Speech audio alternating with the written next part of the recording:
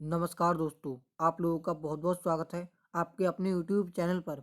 दोस्तों, आज की इस वीडियो में हम लोग डेली की तरह जीके जीएस के टॉप 10 क्वेश्चन कवर करेंगे, जो आपकी आने वाले किसी भी एग्जाम के लिए काफ़ी ज़्यादा इंपॉर्टेंट होने वाले हैं। तो वीडियो को पूरा लास्ट तक ध्यान से जरूर देखना। दोस्तों, इन प्रश्नों को आप टेस्ट के तौर पर ले सकते हैं। देखिए, आज की हमारी वीडियो का पहला प्रश्न है, किस राज्य की सीमा चीन से जुड़ी हुई है? Option A Manipur, option B Nagaland, option C Assam, option D Arunachal Pradesh. दोस्तों, काफी महत्वपूर्ण आपका प्रश्न है।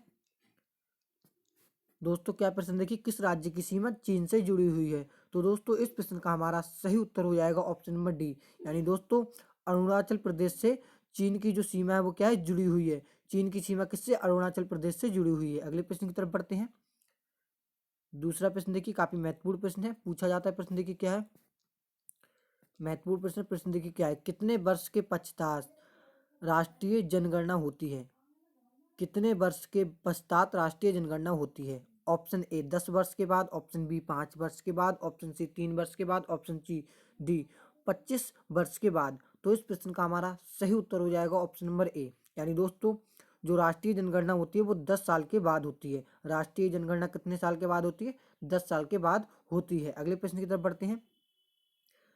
तीसरा प्रश्न देखिए, काफी महत्वपूर्ण है। कासीरंगा राष्ट्रीय पार्क है, काफी इंपॉर्टेंट है। कासीरंगा राष्ट्रीय पार्क है कहाँ पर है? देखिए उड़ीसा में है, ऑप्शन बी महाराष्ट्र में, ऑप्शन सी असम में, ऑप्शन डी इनमें से कोई नहीं। तो दोस्तों, इस प्रश्न का हमारा सही उत्तर हो जाएगा ऑप्शन नंबर सी, यानी दोस्तों असम में क्या है, कासीरंगा राष्ट्रीय पार्क है। कासीरंगा राष्ट्रीय पार्क पूछा जाता है आपका कहाँ पर उपस्थित है, तो आपको आंसर लगाना है असम में। असम में क्या है, कासीरंगा राष्ट्रीय पार्क स्थित है। अगले प्रश्न की तरफ बढ़ते हैं। चौथा प्रश्न देखिए, काफी महत्वपूर्ण प्रश्न है। ऑपरेशन फ्लूड से संबंधित है, काफी महत्वपूर्ण दोस्तों प्रश्न है आपका। देखिए प्रश्न क्या है, ऑपरेशन फ्लूड से संबंधित है। Option A Tamil Nadu, option B बाढ़ नियंत्रण, ऑप्शन सी दूध का आयात, ऑप्शन डी डेयरी विकास। तो इस प्रश्न का हमारा सही उत्तर हो जाएगा ऑप्शन नंबर डी, यानी दोस्तों डेयरी का विकास किससे संबंधित है? डेयरी विकास किससे संबंधित है? ऑपरेशन फ्लड से संबंधित है। ऑपरेशन फ्लड से डेयरी विकास संबंधित है। अगले प्रश्न की तरफ बढ़ते हैं। फिफ्थ क्वेश्चन देखिए, काफी महत्वपूर्ण दोस्तों प्रश्न है आपका। पूछा जाता है, धान की खेती के लिए उत्तम मिट्टी कौन सी? काफी महत्वपूर्ण दोस्तों आपका प्रश्न है। धान की खेती के लिए उत्तम मिट्टी कौन सी है? ऑप्शन ए सक्स मिट्टी, ऑप्शन बी काली मिट्टी, ऑप्शन सी दोमट मिट्टी, ऑप्शन डी लाल मिट्टी। दोस्तों, इस प्रश्न का हमारा सही उत्तर हो जाएगा ऑप्शन नंबर सी, यानी दोस्तों जो दोमट मिट्टी होती है वो धान की खेती के लिए काफी ज्यादा उत्तम मानी जाती है। अगले प्रश्न की तरफ बढ़ते हैं। छठा प्रश्न देखिए, काफी महत्वपूर्ण है।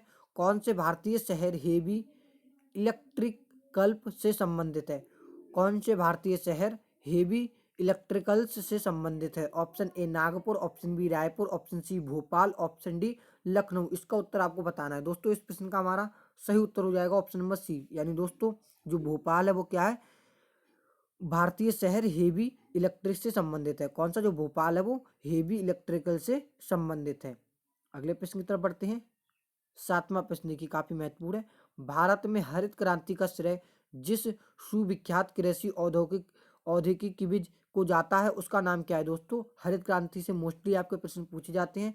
ये देखिए प्रश्न क्या है, हरित क्रांति का श्रेय, भारत में हरित क्रांति का श्रेय जिस सुविख्यात कृषि औद्योगिकी विज्ञ को जाता है उसका नाम क्या है? ऑप्शन ए, यानी वो वैज्ञानिक है जिनको जो हरित क्रांति का श्रेय जाता है उनका नाम क्या है? Option A R Venkataraman, option B Sitakant Mahapatra, option C doctor Verghese Kurien, option D Jayant Narlikar. तो इस प्रश्न का हमारा सही उत्तर हो जाएगा ऑप्शन नंबर सी, यानी दोस्तों जो डॉक्टर वर्गीस कुरियन है वो क्या है, हरित क्रांति का उनको श्रेय जाता है। मतलब हरित क्रांति का श्रेय किसको जाता है? डॉक्टर वर्गीस कुरियन। ये कौन थे? एक वैज्ञानिक थे। अगले प्रश्न की तरफ बढ़ते हैं। आठवां प्रश्न काफी महत्वपूर्ण दोस्तों, राणा प्रताप सागर संबंधित है। काफी महत्वपूर्ण दोस्तों प्रश्न है आपका। राणा प्रताप सागर संबंधित है ऑप्शन ए सौर ऊर्जा से, ऑप्शन बी सिंचाई से, ऑप्शन सी नाभिकीय ऊर्जा से, ऑप्शन डी जल विद्युत से। तो इस प्रश्न का हमारा सही उत्तर हो जाएगा ऑप्शन नंबर डी, यानी दोस्तों जल विद्युत से कौन संबंधित है? राणा प्रताप सागर। राणा प्रताप सागर किससे संबंधित है? जल विद्युत से संबंधित है। अगले प्रश्न की तरफ बढ़ते हैं। 9वां प्रश्न देखिए काफी महत्वपूर्ण है। पृथ्वी और सूर्य के बीच अधिकतम दूरी किस तिथि को होती है? देखिए क्या प्रश्न है, पृथ्वी और सूर्य के बीच जो दूरी होती है वो सबसे अधिक कौन सी तारीख को होती है? काफी महत्वपूर्ण प्रश्न है आपका, पूछा जा सकता है आपके एग्जाम में दोस्तों प्रश्न, महत्वपूर्ण प्रश्न है। पृथ्वी और सूर्य के बीच अधिकतम दूरी किस तिथि की है? तो इस प्रश्न का हमारा सही उत्तर हो जाएगा ऑप्शन नंबर सी, यानी दोस्तों 4 जुलाई। 4 जुलाई एक ऐसी तिथि है जहां पर क्या होता है, 4 जुलाई को पृथ्वी और सूर्य के बीच सबसे अधिकतम दूरी होती है। सबसे अधिकतम दूरी होती है कब? 4 जुलाई को। 4 जुलाई को पृथ्वी और सूर्य के बीच में सबसे अधिकतम दूरी होती है। अगले प्रश्न की तरफ बढ़ते हैं। देखिए लास्ट प्रश्न आज की हमारी वीडियो का। भारत के राज्य चिन्ह में प्रयुक्त होने वाले शब्द सत्यमेव जयते किस उपनिषद में से लिए गए हैं? किस उपनिषद से लिए गए हैं? सत्यमेव जयते है वो किस उपनिषद से लिए गए हैं? ऑप्शन ए ईश उपनिषद से, ऑप्शन बी मुंडक उपनिषद से, ऑप्शन बी कट उपनिषद से, ऑप्शन डी इनमें से कोई नहीं। तो इस प्रश्न का हमारा सही उत्तर हो जाएगा ऑप्शन नंबर बी, यानी दोस्तों जो मुंडक उपनिषद है उससे क्या है, भारत के राज्य चिन्ह में जो प्रयुक्त होने वाले चिन्ह है हमारा क्या है, सत्यमेव जयते, वो किससे लिया गया है? मुंडक उपनिषद से लिया गया है। आई होप गाइस आपको सभी प्रश्न समझ में आ गए होंगे। दोस्तों कमेंट करके जरूर बताना आपको कितने प्रश्न पहले से पता थे, आपका कितना स्कोर रहा। आई होप गाइस आपको सभी प्रश्न अच्छे से समझ में आ गए होंगे। चलिए हम मिलते हैं किसी और एक नेक्स्ट इंटरेस्टिंग वीडियो में, जब तक के लिए जय हिंद।